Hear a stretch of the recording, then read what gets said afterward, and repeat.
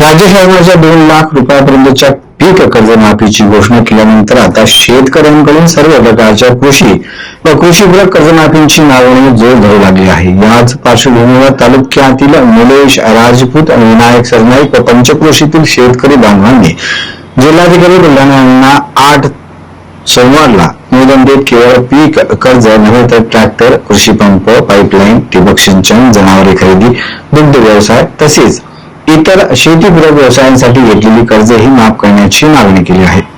निवेदनात म्हटले आहे की शासनाने जाहीर केलेली पीक कर्जमाफी स्वागतार्ह असली तरी अनेक शेतकरी शेतीच्या विकासासाठी आणि उत्पादन वाढीसाठी विविध प्रकारची कर्जे घेतात। ट्रॅक्टर खरेदी, विहीर, सिंचन सुविधा, कृषी अवजारे, जनावरे खरेदी, दुग्ध व्यवसाय आदींसाठी घेतलेल्या कर्जाचाही भार शेतकऱ्यांवर मोठ्या प्रमाणात आहे। गेल्या काही वर्षात सततची नापिकी, अवकाळी पाऊस, नैसर्गिक आपत्ती, वाढते उत्पादन खर्च आणि शेतीमालाला मिळणारा अपुरा दर यामुळे शेतकरी आर्थिक संकटात सापडला आहे। अनेकांना वेळेवर कर्जफेड करणे शक्य होत नसल्याने बँका आणि वित्तीय संस्थांकडून वसुलीचा तगादा वाढत आहे।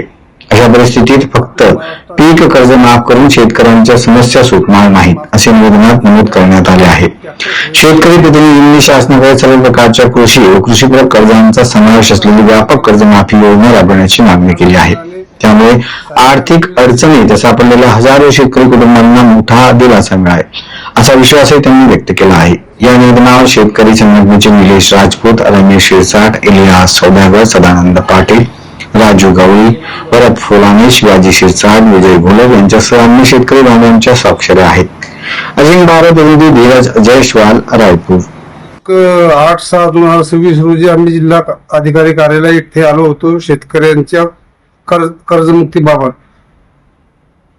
आपल्या महाराष्ट्रातील शासनाने 2 लाखापर्यंत पीक कर्ज माफ केले आहे, तरी त्यामध्ये ट्रॅक्टर खरेदी, पाईपलाईन हे कर्ज वसुलीकरता आम्ही कलेक्टरला भेट दिलेली आहे। त्या अनुषंगाने साहेबांना आम्ही निवेदन दिलेले आहे।